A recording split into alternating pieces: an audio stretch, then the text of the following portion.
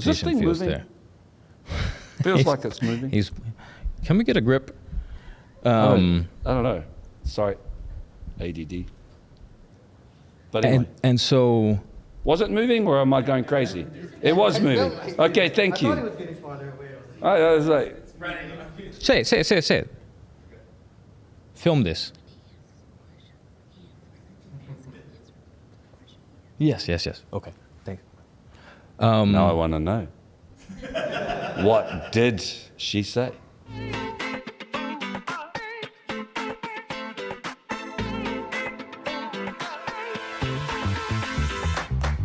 I got something on my mind, but words, they won't do it justice. I could write it on a sign, but words, they won't do it justice. Aloha kākou. Welcome to ICAN Talks. My name is Brandon Finn. I'm here with the one, the only, Cliff Curtis. Kia ora koutou katoa I ngā ohana, ngā iwi, ngā waka, ngā motu katoa te mona nui a kiwa. I'm here with ICAN Talks with my brother, Brandon. Welcome. Do you, I heard you earlier, do you find yourself to be an overthinker? Because I do.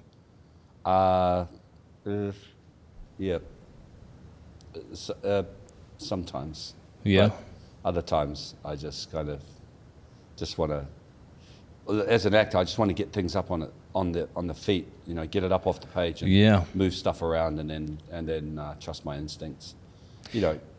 So, but if I'm left in my own head, then I can maybe overthink things. Get a little bit of the old OCD in there, but that's not good for me. I'm much better if I just sort of get things moving. Move it around. Let's make something happen. It's much more fun for me. Yeah, I've seen you do it too. That's why. What's that? Overthink? No. I've seen you be so present in the moment, where you find yourself so grounded in the space and your surroundings, and I can see you mentally go through your process. And I don't want to intrude on what your process is if you don't want to share, but in contrast, I find that when it comes to me looking at a sheet of paper for acting, there's no overthinking, because I know overthinking's just going to go down a path I don't want to go down. But in real life, I overthink all the time. That's why I was curious. Like, do you overthink in real life? Because I don't see you really do it in the work. I don't think I can be. No, I don't think so. I think I get into more trouble in my own life if you overthink. By not thinking enough about what I'm about to do. Kind of the opposite. And I think in my work as well. I think that's probably because it's like if I get into sort of the obsessive compulsive trying to understand something. Yeah. I recently did a play which I hadn't done in 30 years, and I just went down this rabbit hole trying to understand this character, which is so odd. I didn't understand the heart of the person or the makeup of the person. I got lost trying to figure it out. But okay. For example. That didn't help me much. And was this period of time while you were performing the play or in pre-production of the play? Yeah, I never got out of the whole of it, really. So it didn't really help me because I was overthinking it. So but generally in my work, I want it to feel alive. I want it to feel immediate and visceral. So you can only really do that by just being as present as you can to this conversation we're having right now. Right. We were getting a bunch of stuff thrown at us before we sat down. Oh, I felt it from you. You didn't want to do any of it. That's why I was like, no, this is Cliff. I know Cliff. Just let us sit down and say hello and have a chat. Yeah. Meanwhile, half the crew's going like, even this is look. If we want to break it down, even this is a construct. We've got 2 cameras over there, microphones. We've got lights all around us, and and the whole idea is that somehow whoever's on the other side of the lens there, the audience, right? They kind of want to know. If they're interested at all, they want to get past all of that. They want to figure out who are these people? I guess we're speaking primarily to a younger audience or people that want to get into our field. I guess our core audience would be, Polynesians or indigenous youth who are maybe thinking about getting into what we do, and they're wondering how to navigate there. Like, I think that's a part of the responsibility as Indigenous people. Yeah. For we sure. cut a path, but they kind of want to feel that we're authentic, that we're real, that we're keeping it real, that we are who we are, right, and that we've maintained. It's a big old business what we do. So, you can get lost along the way if you're not careful. Trying to please what people think is good for you to do, trying to navigate who you think is the best, put your best presentation forward. Oh, for sure. What you look like, what you sound like. You get to a point too where you realize you have all of these people in your life kind of giving their voice, and sometimes I find in myself with those conversations, like, yes, I love having the team. I couldn't do it without the team. Also, I don't want to lose my own voice from just listening to the team's voice and not my own voice. So tell me about this voice of yours. Does it talk to you? You mean my own voice? Have you located the source of this voice? Like, sometimes I have a decision that I want to make for myself. It doesn't mean I'm not hearing somebody else's opinion or decision of their own, or their own perspective. This thing's moving. Or I don't know why. Perception. You got me thinking about my own here. Yeah. But yeah, sometimes, it's like, I think a better way to even describe what I'm talking about is your own sense of instinct. Like, I feel the more I'm exposed to this industry, there's a lot of people that I find have lost sight of their own individual instinct. Yeah. Or intuition. Look, there's the technical aspects of what we do, right? Yeah. There's technical craft. Right. So I studied acting for a couple of years. Did you go and study anywhere? I studied in high school, and then after high school, I had to move to Los Angeles. I still go to Graham Shields' studio in LA. It's an acting studio. Yeah, so you're a student of the craft, right? Yeah. So there's a technical part to what we do. Yes, You gotta learn 100%. some fundamentals, some technical skill, right? Mm-hmm. Yeah. Me too. I did some study. I studied a bit. And that's really helpful. And then there's actors that haven't studied per se, but they are students of life, and so they bring their intelligence to the process, to the craft. Yes. And they figure it out on their own terms. Yeah. So you can't do what we do and not have any technical understanding. Mm-hmm. But beyond that, what makes us unique, what we have to offer is really our instincts, like who we are as individuals. Yeah. And our relationship with ourselves becomes crucial. Like if we're all bent out of shape and we don't understand ourselves, we're kind of doomed. This business will kind of tear you apart. Yeah, no, I firmly believe that. If you haven't grounded yourself in who you are. Yeah. You haven't navigated that side of things. You get lost. Yeah. I find that to be most true during the audition. Well, I don't know if you still audition for things. I feel like you're at a place where you... Probably not a good idea to get the audition. All to say, like, for me, when I audition, I find that aspect of what you just mentioned about knowing yourself to the utmost degree to be the thing that really gets you to stick out more than anything else. Because if I know who I am and I let that part of me shine in whatever this sheet of paper has in front of me, like, sure, of course, this is a character. This person is not me. Also, I know me best. And the thing that's going to make me stand out between the 100 other people that are auditioning for this thing is being my most authentic self. Yeah. People, number one, lose sight of that. And even more so, people don't even understand that part of it sometimes. Well, yeah, authenticity is really I key. think, yeah, trying to figure out what that is. It's tricky, this kind of conversation, because, Sure. Because we change. I've changed. I'm not the same human being I was when I started out this stuff. Yeah. How old were you when you started? First job I ever booked, I was 24. You're 24? I was 24. I'm 32 now. Okay. Oh, I lie. I'm 31. I'll be 32 next month. Okay, so when did you, what about the process that led you up to booking your first gig? Yeah, before that, my initial introduction to the performing arts was in high school. I was about 14 years old. Yeah. At Punahou School. So 14, you took an 14, interest. yes. Or you 14. discovered it, or how did it happen? It was for the art credit of my curriculum. And I didn't want to do fine arts, and I didn't want to do photography, and I couldn't play an instrument to save my life. So the other option was theater. So I took a theater course, and I immediately, I realized whatever was on that stage is what I was attracted to. Whatever scale, small, large, big audience, small audience. And you were 14? I was 14. Awesome. But see, it kind of made sense What was because it, a light bulb moment, or what was it? Yeah, was it? yeah. Something did you see a girl across the room? I was trying to impress somebody. Yeah, what was the thing? No, I wasn't trying to impress anybody. I always had an affinity toward films. Specifically, So it started before you were 14? Yeah, but I never made the connection until I was 14 in high school doing a theater program. Yeah.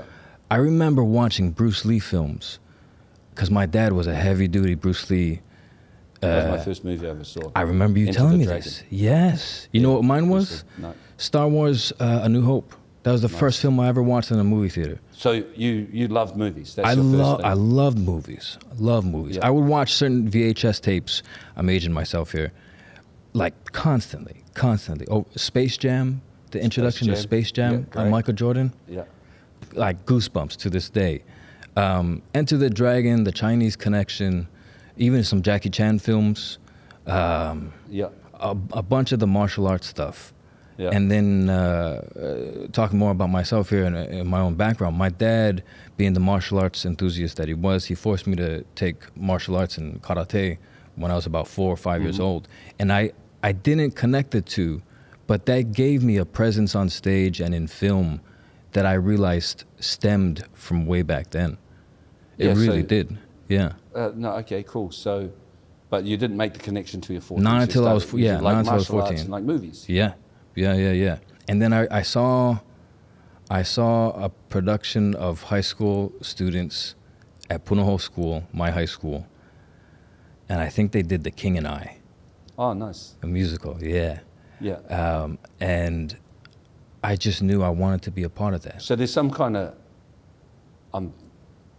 I'm sensing there's some kind of affirmation that you saw from seeing, I guess, Asian men on screen. Oh yeah. And martial arts was the Asian thing. Did you connect with it? Did you Well, conscious of that, or No, was it I just wasn't like you just even- like what you were looking at? Yeah, no, to be fairly honest, I'd never even thought of it that way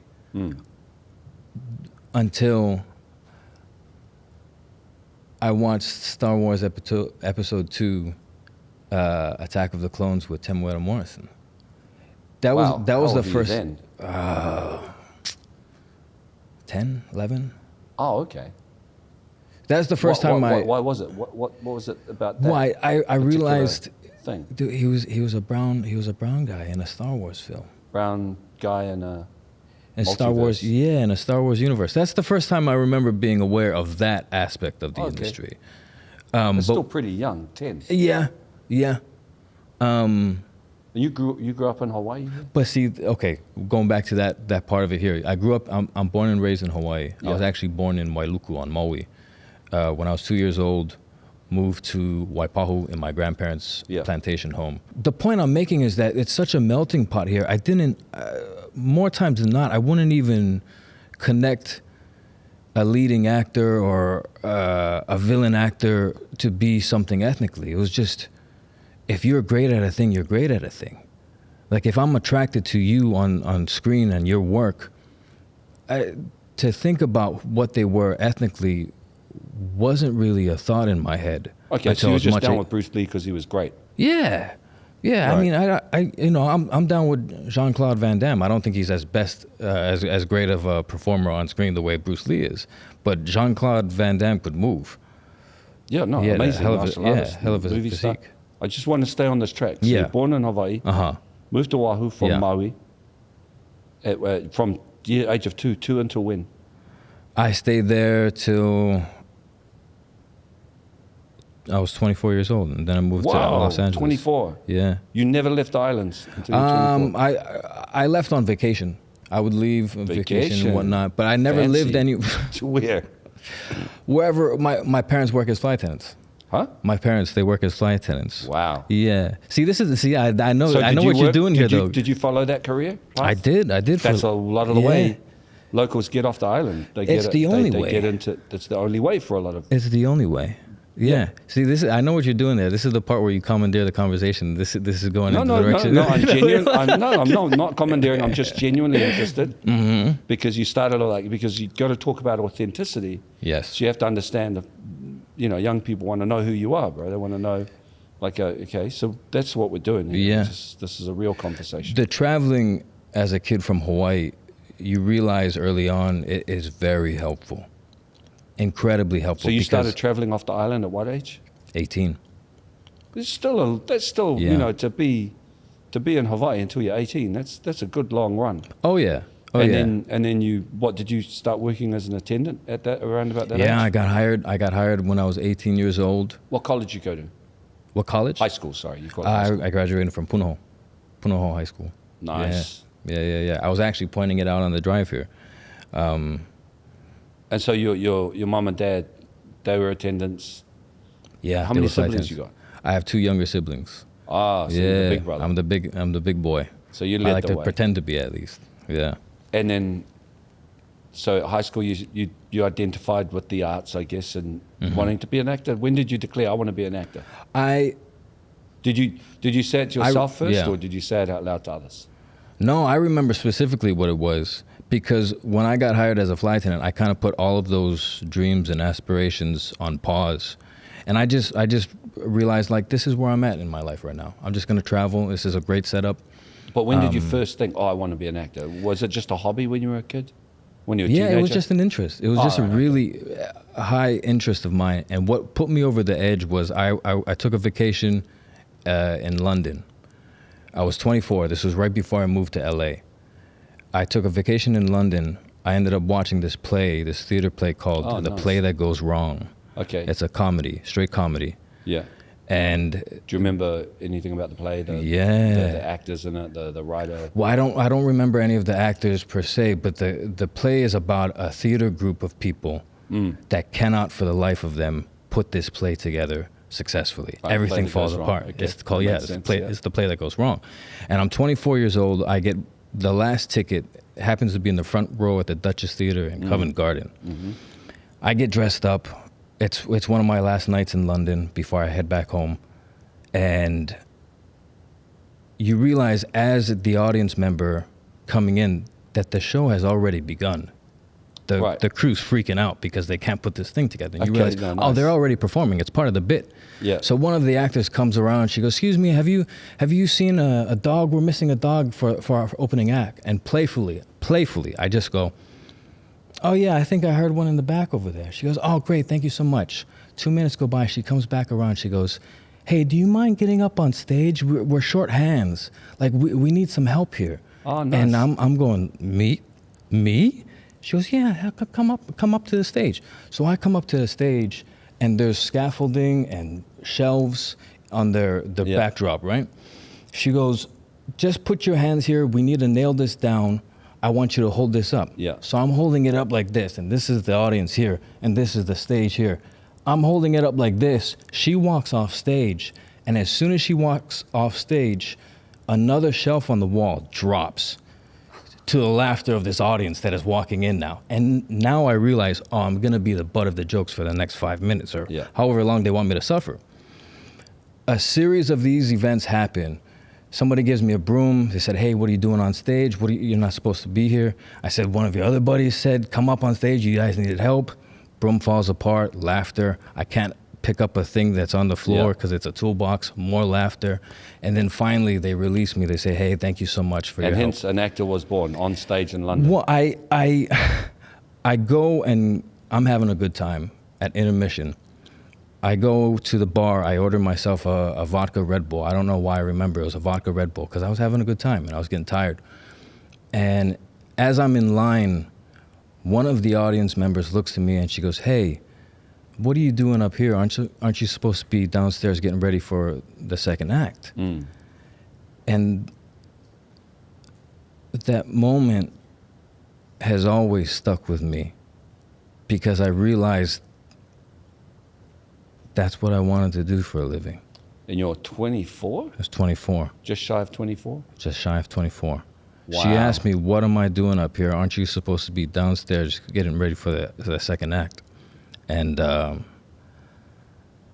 That's awesome. that's the moment. You know what I love about that? Yeah, Is you didn't have a chance to think about it. yeah. You know, there was no like, what did we started the conversation around overthinking? You Yeah. didn't get a chance to overthink anything. Yeah. You're just like out there on the stage. No, Yeah. it's beautiful. It's beautiful. And then then it stuck. It stuck with you. Yeah. I never, Oh, crazy. it was crazy almost old as if it world. was decided for me. Yeah. Why Like not? the thought was always there, and then somebody else, Slapped it out of you. yeah, Yeah. just revealed like, hey, there's this thing here. So now you're 24. You know? Yeah. And then you can't go back to your old life, right? You discovered on stage in London that it's revealed to you, you know, that you're born to this. You're supposed to be on stage. Yeah. Right? You love it. You loved it. Or something awakened in you, right? Right. Did you even understand what was going on at the time, or was there clarity, or was it just like a You know what's crazy sort of a about that? spiritual moment in a way, isn't it? Yeah, I always knew all along that it was gonna be in the back of my head. And there's this speech that comes up with Denzel Washington about whom you've worked with, Yep. and Ethan Hawke, by the way, Yep. that I'll bring up right after this. But he says, I don't want to be on my deathbed looking back at the things and the versions of myself that just never came to fruition and never came to life. That's awesome. I much rather try, and if in trying fail, then not try at all. And it just became crystal clear in that moment when she said that to me. Yeah, You so- know, just instantly. So I think for young people that might be considering this as a path in life, I think Right. that's a really true thing. Like I don't know that there's a lot of obstacles to wanting to do what we do. You know, For sure. There's a lot of reasons to not do it. Yeah. You know? Well, that's the other thing. But okay, if I can ask you, what? I feel like a lot of us fall into more reasons not to do it than to actually pursue it. And I always but told I think it always comes down to Right. down to whether you take a role that you've got on offer, or you know, whether you're going to move from Hawaii to LA to pursue your dreams, or whether you're going to whatever this is big life-changing stuff, right? Right. You're going to tell you, some people have that moment when they're married with children and they decide to go back and tell their spouse and their kids, it's like, well, I want to be an actor. It's crazy. It's mad. You know, or the you're going to worst. tell your parents, Yeah. your family, your friends. It's like, I'm leaving Hawaii. I got a good job on the airlines and I travel all around the world. I get paid. Yeah. I'm going to go to this Hollywood town where there's tens of thousands of hopefuls, and I'm going to give it a shot. I mean, but I guess what you quoted from Denzel is as good a reason as any. Is like when your life is lived, I guess we are those few Right. that make that crazy choice and give it a shot and just see where we can land. Yeah. And that's So well done, brother. Thank you, So Cliff. you Thank you. did it, 24 years old. So there's kind of a bit of a cliche, but what did you have in your back pocket when you landed in LA? Did you have friends? Did you have somewhere to stay? I had friends that worked for the airline in LA. Okay, That's so you had about some it. friends. Yeah. You had a Yeah. network. What hold Did you on. have somewhere? No, wait, no. Did you have somewhere to sleep? Did you have food to eat? I ended up rooming with a bunch of flight attendants that had made the move with me. Okay, cool. Yeah. What, Yeah, they wanted to yeah. be actors too? No, they just wanted to. Some of them did. Some They of just them wanted did. to But most of try them just something. wanted a change of scenery Right, because, okay. you know, I love the state of Hawaii. Hawaii is always going to be home. The irony. Everybody on true. the planet is working to try and get to Hawaii to have this lifestyle, and But you're then, leaving it to try something different. ask the residents of Hawaii, ask the people of Hawaii what they do for a living. It's all related to tourism, hotels, and if you, I don't know if you're lucky or not lucky. Cryptocurrency. They work HPD, fire department, Yeah. or they work for Hawaiian Airlines. You mean the locals? born here. Yes. It's very much geared toward tourist and tourism industry. Is the main industry. Oh, for sure. It's how we make money. So you had somewhere to stay. You have friends. You had some savings. I did have some savings. All right. Yeah. Nice. Yeah. How long till you booked your first gig? Well, I actually. Okay, this is the last one I answer, and then I'm turning it on you because. Yeah, all right. Funny story. The first job I ever booked was on this film with Goldie Hawn and Amy Schumer called Snatch. Nice. Snitch. Snatch. I think it's called Snatch. But the point being, I booked. I thought that was the one with Brad Pitt. Oh, anyway, you get a gig, Goldie Hawn. Can I swear? I'm full of shit. So the point being, I booked that job, and I got cut from the film. Perfect. The only good thing that came so from you that. auditioned? Did you have a? Yeah, did you I have a auditioned. line? Can you remember your audition? Ma'am, you left your wallet at the bar. Yeah. That was the line. That was literally the line. You got the job. Yeah. It's like a one-line gig, which means good enough to get a union ticket, right? It got me eligible for SAG-AFTRA, yeah. And you never even got on set to say your line? No, I did. I said the line. I went through the whole process. Oh, and so everything. you got your SAG ticket. You got your union ticket. Yeah. You're a qualified professional actor now. It made.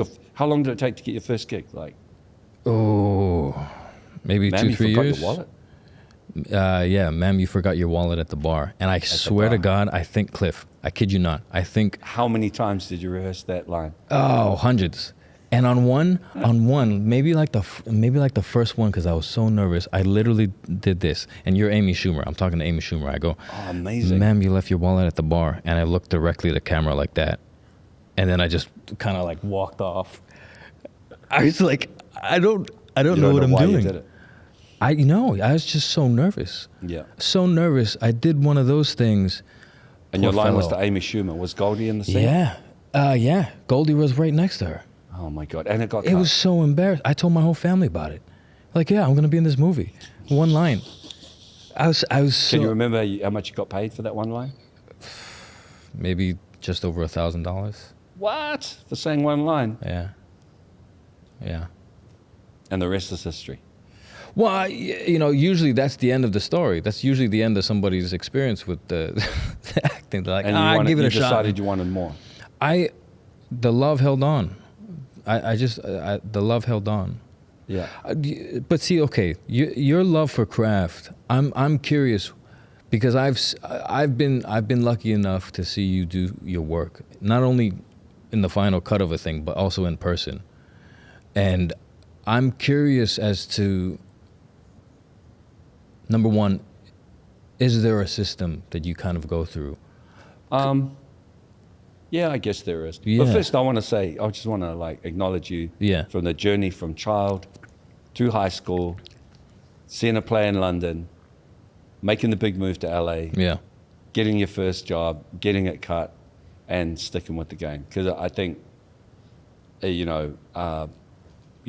there's very few careers in our business that turn into a Denzel Washington story. That's kind of like a whole different stratosphere of what's possible in this game. Yeah. But the vast majority of us are working actors, and we populate TV shows and movies and stages.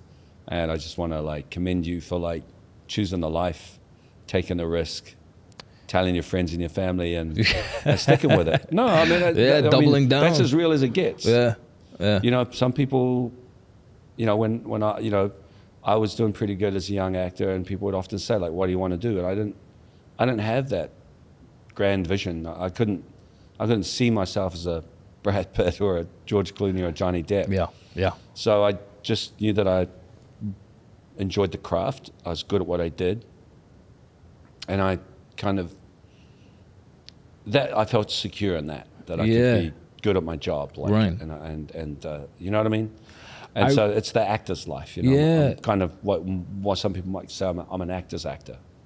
So I'm not particularly good at the celebrity thing. I don't really understand a lot of that as an animal. It feels inauthentic to me. And I commend you for that, to though. try and do that. Yeah. I'm just saying to you, bro. No, I commend you for that. Vast majority, even if you do, even to the heights of Denzel Washington, that all the stories start off with this kind of story. Yeah. So you don't get to even be a Denzel without this story, generally speaking. Yeah. Yeah.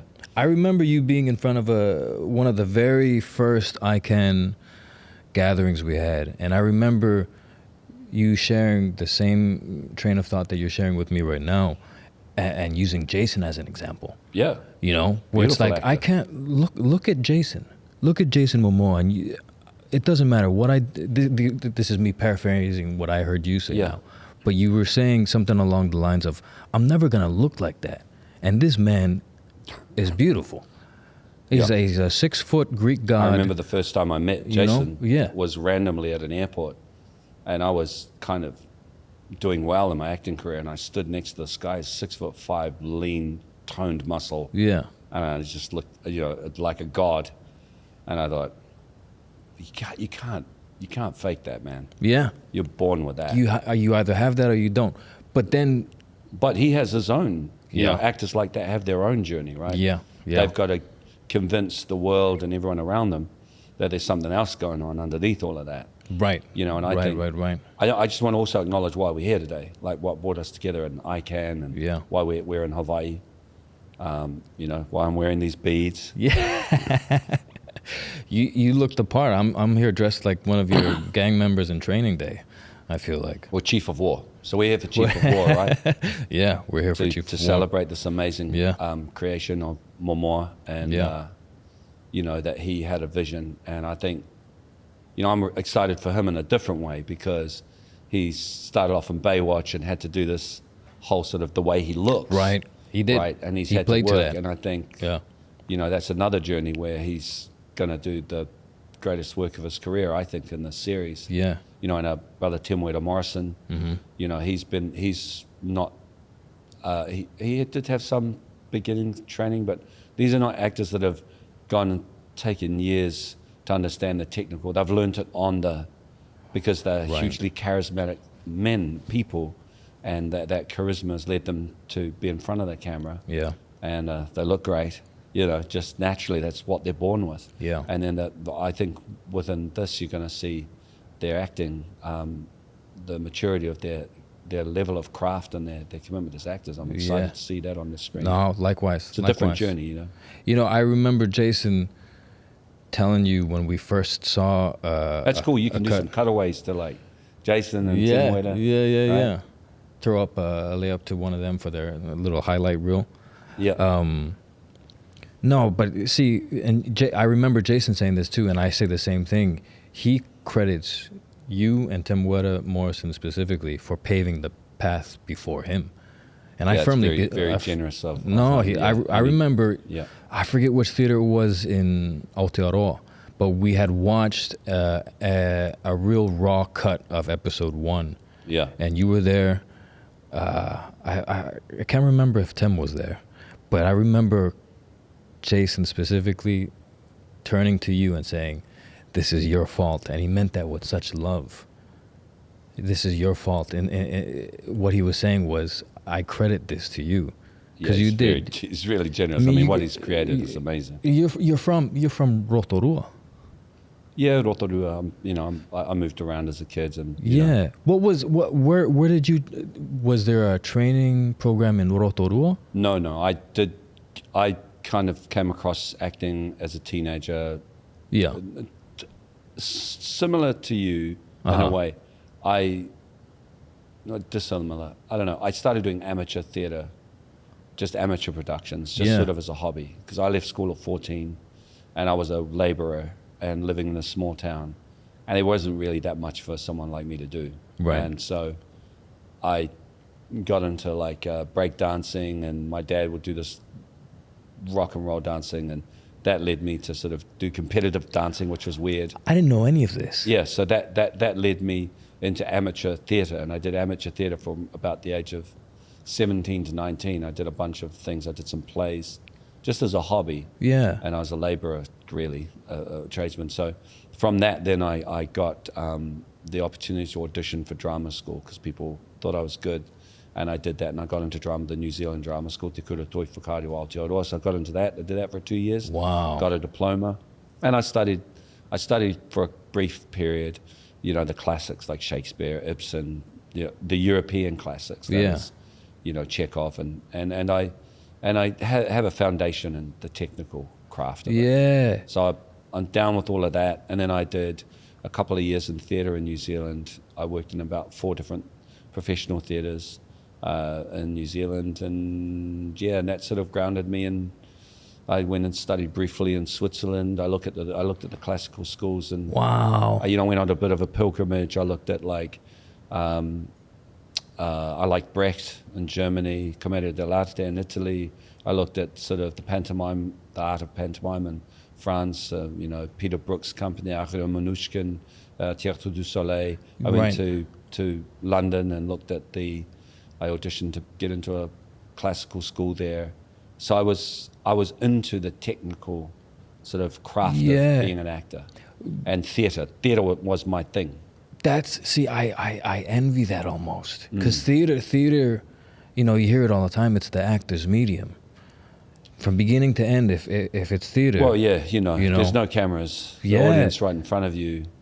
Yeah, for sure. There's just no action and cut. There's no editing it out. Yeah. It's like you get up on that stage and you've got to stand and deliver. There's one piece. And if there's an error, it's like you're exposed. Yeah. You are literally vulnerable. sink or swim. And you let everybody down. You let down the other actors, the audience, the director. It's like nothing. It's right. It's why it's but anyway. There's a purity to that. Yeah. I always thought that. That was my thing, yeah. And going back to the technicality of the craft itself, I wanted to loop this back into what we were talking about with like a Jason Momoa. And I remember you sharing this, saying like, okay, I can't focus on that because that's taken care of itself. What I can do is work on craft. And I remember there's a you lot saying, of things I'm not, right? Right. And there's a lot of of things I'm not. There's a lot of things I can't do about what I got landed with in life, right? Where I come from, you know, I'm never going to be 6'5". I'm never going to look that good. I'm never going to look like Johnny Depp or Brad Pitt or any of those guys. Yes. And also, I've never seen somebody as interesting as you on screen, Cliff. I mean that. You need to watch more stuff. There's plenty. Okay, well, you can look at. There's great Javier Bardem. There's a lot of great Latin actors that are amazing. There's lots of great actors out there. I'm listening to you. Anyway, I'm listening to you. What was it? I think I was trying to make a point. Maybe I was just yapping. You're not going to be 6'5". You're not going to be this. Yeah, so I can't control all of those things. Right. I'm never going to have that sort of. And some guys, it's not even I've worked with great actors. Then there's movie stars like Mark Wahlberg. Yeah. George Clooney, Johnny Depp. Just these icons of our modern era. Yeah. Nicolas Cage, just Arnold Schwarzenegger. There's greatness there, right? Yeah. And sometimes it's not just the way you look. It's just some kind of inherent confidence that they have that they're movie stars. Yeah. Harrison Ford is a movie star. Yeah. And you can't, in many ways, you can't cook that up. It's kind of like it's a rare. There are many great actors who have been given the opportunity to be movie stars, and they just don't. They don't have that thing. They're great actors. Yeah. But they're never going to be a Harrison Ford. They're never going to have that, or even, they're never going to have that presence. And then there's those freaks like, say, an Al Pacino or De Niro, massive who aura. are technically trained classical artists, Denzel Washington, and they carry the aura and the presence of stardom and that kind of thing. Yeah, that topic in particular, I remember you bringing this up about Jason Scott Lee. Oh, he's a movie star. It was like you give somebody the keys and you realize like, there's a part of them that maybe for whatever reason either feeling inauthentic or just don't want to deal with it. Well, no, but there's things like that. Like he was a movie star. Like I met him when he was at the height. He was being offered so many movies, and he turned his back on it. He went to the Big Island, bought 25 acres, and lived off the grid for like 10 years. He's a movie star, right? He was amazing. A great technical actor. And who he is as a person. I mean, he's very relevant to the conversation. Yeah. Because he's from Hawaii, you know, from this island. You know, I met his mum, one of my best friends. Yeah. I think it's a good, in terms of actors from Hawaii. Yeah. Right? Or Hawaii, Polynesian. We talked about Momoa, we talked about Temuera, yourself, Jason Scott-Lee. I think, you know, I think that's our core audience for this conversation. Yeah, no, I agree. I agree. That's a big scope of different possibilities. And what I loved about what Scott Lee did is he's such an authentic person, as he chose himself. Yeah. You know, and he still works as an actor, but he had it all laid out and he chose to be him. I mean, it's a beautiful choice in life, right? Yeah, no, he didn't want to he didn't want to be caught in like being told what to look like and how to be and what roles he should take and and he chose not. He chose not the game and he chose himself. And I think if there's a mark of a great artist, I think that's as real as it can get. Him as well. I agree. So wholeheartedly. Huge fan of him. Yeah. Him as Dragon, the Bruce Lee story, where he plays Bruce Lee, and then him as Mowgli in the Jungle Book. Oh man, he did these great. You know, he did. There's more obscure work that he did. Yeah. Map of the Human Heart, a beautiful film. I mean, if ever there was a movie star on screen, him in that movie is incredible. I'll have to watch that. Yeah, it's beautiful. But it's an art house movie, right? Can I say something about you? You have that same thing in you, though, Cliff. I kid you not. My team and I, we talk about you in reverence all the time, because you're not about it. You are not about anything that's inauthentic, anything that's not you, anything you don't want to do. You just choose. You're not gonna do it. Hey, I'm a working actor. Like, you are. You sell my wares, bro. Yeah. I'm not. Well, I like to say, I'm not for sale. You can't buy me. Yeah. But I am for rent. we could negotiate the rent. You can contract my services. You know, I give you 6 months. I'm a contract worker. Yeah. You know, generally. Yeah. But I just want to add on to this. So another way around this whole game. So, and it's incredible what Jason Momoa has done, right? Yeah. He's not just an actor. He's a writer, director, producer. He put together. He created this TV series that we're a part of, Chief of War, like from the bones up. Yeah. I mean, that's incredible. I owe him my life, and man. And that's the other thing. Like, if you're out there and you want to make a difference in your life, you know, I have one of my children wanted to be an actor. I was, hey, if you want to be an actor, learn how to write. And if you can write, then learn how to direct. Once you can write and direct, fine. Then you can be an actor, right? That's brilliant. Because I don't want my child, like, giving away their dignity to anybody. You know, happens to be female, my daughter. Yeah. But it's like, you know, so as a concerned parent, I'm like going, I don't want you to lose your agency in life. You know, I want you to, because there's something about being an actor, they're literally putting words in your mouth. They literally can tell you about what you look like. You've got critics, you've got audience. So that's another way of approaching it. It's like, and that's what Jason's managed to do. And in my own way, you know, I got into producing because I wanted to get that sense of agency back into my life. I don't like the downtime of waiting for work and looking for approval and stuff. So, you know, that's another way in this business that you can take your ambitions and create the work from all aspects. Yeah, it's a possibility. Yeah, I mean, it's not for everyone. No, I agree.